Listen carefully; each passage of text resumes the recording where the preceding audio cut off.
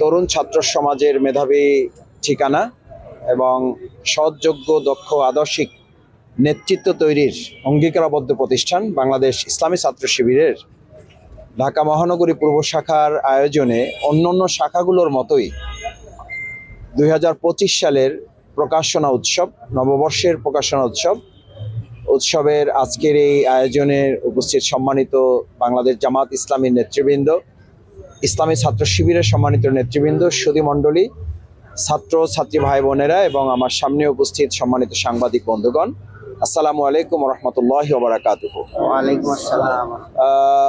প্রথমেই আল্লাহ শুকরিয়া আদায় করছি যে বিগত 17 বছরের এক দীর্ঘ যে জঞ্জাল অতিক্রম করে বাংলাদেশের জনগণ একটা মুক্ত পরিবেশে মুক্ত বুদ্ধির চর্চা এবং মুক্ত স্বাধীনতার যে চর্চা সেটা করার সুযোগ আমরা পেয়েছি। সেই জন্য যে ছাত্র জনতার বিপ্লবের মাধ্যমে, গণ অভ্যুত্থানের মাধ্যমে এটা হয়েছে, আমরা সেই ছাত্র জনতার প্রতি কৃতজ্ঞতা জানাই। যারা শহীদ হয়েছেন তাদের শাহাদাতের জন্য আমরা আল্লাহর কাছে সর্বোচ্চ মর্যাদা, শাহাদাতের মর্যাদা কামনা করছি। এবং যারা এখন অসুস্থ আছেন, এখনও আমরা শুনছি ঢাকা মেডিকেলে তাদের লাশ পাওয়া যাচ্ছে, এখন অসুস্থ অবস্থায় অনেকে শাহাদাতের মুখে পড়ছেন। আমরা তাদের জন্য আল্লাহর কাছে দোয়া করি।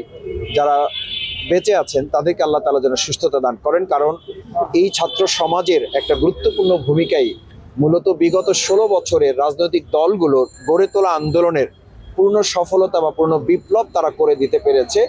সেই ছাত্র সংগঠনের একটা গুরুত্বপূর্ণ দিক হচ্ছে বাংলাদেশ ইসলামী ছাত্র শিবির, যারা সরাসরি ময়দানে থেকে, সরাসরি মাঠে থেকে বুদ্ধি দিয়ে, পরামর্শ দিয়ে, সহযোগিতা দিয়ে, জীবন বাজি রেখে তারা গুম হয়েছে, খুনের শিকার হয়েছে, তারা শহীদ হয়েছে, মিথ্যা মামলার আসামি হয়েছে, বহু ভাইকে নির্যাতন নিপীড়নের মুখে পড়তে হয়েছে। তারপরও এই জালিমের কাছে যারা আত্মসমর্পণ করে নাই, সেই প্রিয় কাফেলার আজকের এই 2025 সালের নববর্ষের যে প্রকাশনা উৎসব, এই প্রকাশনা উৎসবে আসতে পেরে আল্লাহ শুকরিয়া আদায় করছি। এবং আমাদের প্রিয় সংগঠন যারা ছাত্র সমাজের সাথে থেকে নেতৃত্ব দিয়ে বাংলাদেশকে নতুন করে আরেকবার মুক্ত করেছে, সেই ছাত্র শিবিরকে ধন্যবাদ জানাই, অভিনন্দন জানাই, তাদের প্রতি কৃতজ্ঞতা জানাই যে দেশের জাতির প্রতি একটা কৃতজ্ঞতা, দায়বদ্ধতার জায়গা থেকে এই তরুণ প্রজন্মকে গড়ে তোলার অংশ হিসাবে তারা আজকের এই প্রকাশনা উৎসবের আয়োজন করেছে। আমি যতদূর সোশ্যাল মিডিয়াতে দেখার সুযোগ পেয়েছি এবং জানার সুযোগ পেয়েছি ছাত্র শিবিরের কেন্দ্রীয় সভাপতি, সেক্রেটারি জেনারেলের সাথে কথা বলে, এবং আজকের এই মহানগরী পূর্ব শাখার সভাপতি মোজাফফরের সাথেও কথা হয়েছে আমার, আমি জেনেছি যে তারা বিভিন্ন বিশ্ববিদ্যালয়গুলোতে, মহানগরীগুলোতে একইভাবে তারা এই প্রকাশনা উৎসবের আয়োজন করেছে এবং প্রত্যেকটি উৎসব সত্যিকার অর্থেই উৎসব মুখর একটা আয়োজনে পরিণত হয়েছে। এবং এটা শুধু ছাত্র শিবিরের আয়োজনের মনে হয় নাই, এটা মনে হয়েছে যে সকল ধর্মের, সকল মতের, পথের ছাত্রছাত্রীদের একটা মিলন মেলায় এটা পরিণত হয়েছে। এই জন্য আমি ছাত্র শিবিরের প্রতি ধন্যবাদ, কৃতজ্ঞতা জানাচ্ছি যে প্রকাশনা জগতের মধ্য দিয়ে তারা প্রায় কয়েক শত আইটেম এখানে তারা উপস্থাপন করেছে। বিশেষ করে 2024-এর জুলাই আগস্টের গণঅভ্যুত্থানে যে একটা রক্তাক্ত ইতিহাস, একটা গর্বিত ইতিহাস তৈরি হয়েছে গোটা বিশ্বের জন্য, একটা মাইল ফলক, সেই ইতিহাস তুলে ধরে তারা সুন্দর এবং ইনফরমেটিভ তথ্যভিত্তিক তারা ক্যালেন্ডার বের করেছে। আমি সত্যি অভিভূত যে তারা এত কম সময়ের মধ্যে এই বুদ্ধিভিত্তিক ক্যালেন্ডার তারা বের করতে পেরেছে, আমাদের সামনে তুলে ধরতে পেরেছে। আমার কাছে মনে হয়েছে এটা আমাদের বাংলাদেশের যে তথ্য মন্ত্রণালয় আছে তাদের উদ্যোগকে তারা কার্যকর করেছে। আমি মনে করি তথ্য মন্ত্রণালয়েরও বাংলাদেশ ইসলামী ছাত্র শিবিরের এই কাজের স্বীকৃতি দেওয়া এবং এই কাজগুলোকে তাদেরও গ্রহণ করা উচিত এবং তাদেরও সেগুলো সংরক্ষণ করা উচিত।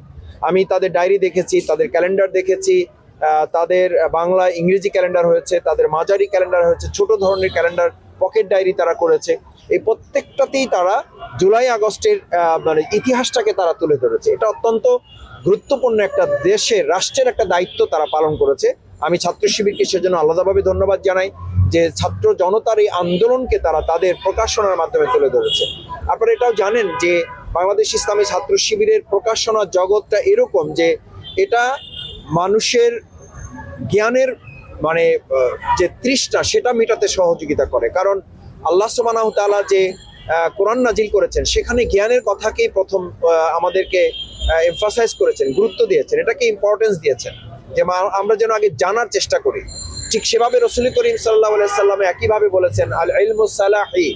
আজকে আমরা বিগত 15 বছরে দেখেছি তাদের অস্ত্র ছিল হেলমেট, তাদের অস্ত্র ছিল ক্রিকেটের স্ট্যাম্প। এটা দিয়ে তারা ছাত্র সমাজকে মোকাবেলা করেছে, তারা হাতুড়ি দিয়ে ছাত্র সমাজকে মোকাবেলা করেছে। অথচ প্রিয় নবী মুহাম্মদ রাসূলুল্লাহ সাল্লাল্লাহু আলাইহি সাল্লাম মুসলিম উম্মার জন্য, মানব জাতির জন্য ঘোষণা করেছেন আল ইলমু সালাহি, অর্থাৎ জ্ঞান হচ্ছে হাতিয়ার। আমার কাছে মনে হয়েছে, আমি ইসলামী ছাত্র শিবিরের একজন কর্মী ছিলাম, আমি ছাত্র শিবিরের দায়িত্ব পালন করেছি। আমরা এখানে ছাত্র শিবিরের কেন্দ্রীয় সভাপতি আছেন, কেন্দ্রের আরো কেন্দ্রের দায়িত্ব পালন করেছে, তারা এখানে আছি। আমরা ছাত্র শিবিরের মাধ্যমেই আমরা জেনেছি যে জ্ঞানের জগৎ যার যত শানিত, সে এই বিশ্ব তত সুন্দরভাবে পরিচালনা করতে পারবে। সেই জন্য আমরা হাতুড়ি লীগ যারা জন্ম হয়েছিল, হেলমেট লীগ যারা জন্ম হয়েছিল, এবং স্টাম্প দিয়ে যারা আমাদের ইউনিভার্সিটিগুলোকে এক একটা অস্ত্রের ক্যান্টনমেন্টে পরিণত করেছিল, আলহামদুলিল্লাহ আমি ইতিমধ্যে জেনেছি যে বাংলাদেশ ইসলামী ছাত্র শিবির, প্রাচ্যের এক্সপোর্ট নামে খ্যাত আমাদের প্রিয় প্রতিষ্ঠান ঢাকা বিশ্ববিদ্যালয় সহ প্রত্যেকটা বিশ্ববিদ্যালয় এবং মহানগরীগুলোতে, কোনো ক্ষেত্রে ডিস্ট্রিক্টগুলোতেও তারা এই আয়োজনগুলো করেছে, এবং এটার মধ্য দিয়ে তারা একটা পরিবর্তন নিয়ে এসেছে। আমাদের অস্ত্রের পরিবর্তে কলম, অস্ত্রের পরিবর্তে বই, অস্ত্রের পরিবর্তে পড়াশোনা, মেধার রাজ্যে আমরা যেন নেতৃত্ব দিতে পারি। আমাদের সন্তানরা, আমরা শুনলে অবাক হই, আমাদের বিস্মিত হতে হয় যে বিগত 15 বছরে যারা দেশ চালিয়েছে তারাও তাদের সন্তানদেরকে দেশের বাইরে পাঠিয়ে দিয়েছে এই জন্য যে এই দেশে তারা নিরাপত্তা বোধ করে না। তাহলে এমন কি রাষ্ট্র আমরা তৈরি করলাম যে আমাদের মেধাবী সন্তানদেরকে আমরা রাখতে পারছি না, আমাদের মেধাবী সন্তানদেরকে আমরা কাজে লাগাতে পারছি না? আমি বিশ্বাস করি বাংলাদেশ ইসলামী ছাত্র শিবির এই প্রকাশনা উৎসবের মধ্য দিয়ে জ্ঞানের যে আলোক বিচ্ছুরণ ঘটাবে। আমরা আর কোনো মেধাবী ছাত্রদেরকে দেশের বাইরে পাঠিয়ে তাদেরকে সেই দেশের জন্য ছেড়ে দেওয়া তো দূরের কথা, বরং যারা দেশের বাইরে চলে গিয়েছে, আমি ইতিমধ্যে খেয়াল করেছি সেই সমস্ত কলিজার টুকরা সন্তানরা উচ্চশিক্ষা গ্রহণ করে এখন বাংলাদেশের জন্য তারা কিছু করতে চায়, এই মানসিকতা নিয়ে তারা ফিরে আসতেছে। আলহামদুলিল্লাহ, এই জায়গাটা ইসলামী ছাত্র শিবিরের এই অক্লান্ত পরিশ্রমের ফসল। আমি সেই জায়গায় ইসলামী ছাত্র শিবিরকে আরো অনুরোধ করব, তাদের প্রতি আমার পরামর্শ থাকবে যে তারা যে সায়েন্স ফেস্ট করেছিল সোহরাওয়ার্দী উদ্যান, আমরা সেখানে গিয়েছিলাম, দেখেছি আমাদের তরুণ ছাত্র সমাজ এমন অভাবনীয় উদ্ভাবন তারা করেছে যেটা রাষ্ট্রের পক্ষেও এখনো কোনো ক্ষেত্রে এটা চিন্তা করার সুযোগ হয় না। সেই জায়গায় আমাদের তরুণেরা পৌঁছে গিয়েছে। আমাদের এই জেনজি জেনারেশন, আমি তো মনে করি আমাদের এই জেনজি জেনারেশন শুধু এই জায়গায় থাকবে না, তারা আলফা জেনারেশনে ট্রান্সফার হচ্ছে।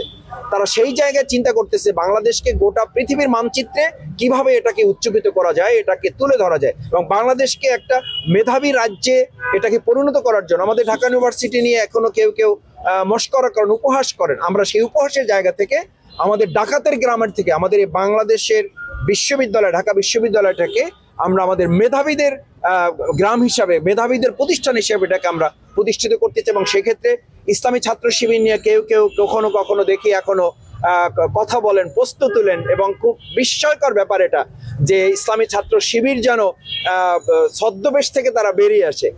আমি মনে করি যে বাংলাদেশ ইসলামী ছাত্র শিবির তো এই দেশের মেধাবীদের, তরুণদের ঠিকানা। তারা তো ছদ্মবেশের কোনো ব্যাপার নাই, তারা স্বাভাবিক প্রক্রিয়ায় সাধারণ ছাত্রদের কাছে গিয়ে তারা কাজ করেছে বলে আজকে এখানে আমি দেখেছি, সায়েন্স ফেস্টে দেখেছি, তারপরে তাদের বিভিন্ন প্রোগ্রামগুলোতে দেখেছি, প্রত্যেকটা প্রোগ্রাম তারা যে জুলাই আগস্টের যে একটা মিউজিয়াম করেছিল, অর্থাৎ সেখানে যে তারা একটা সুন্দর আয়োজন করেছিল, সেই প্রোগ্রামটাও তাদের বর্ধিত করতে হয়েছে।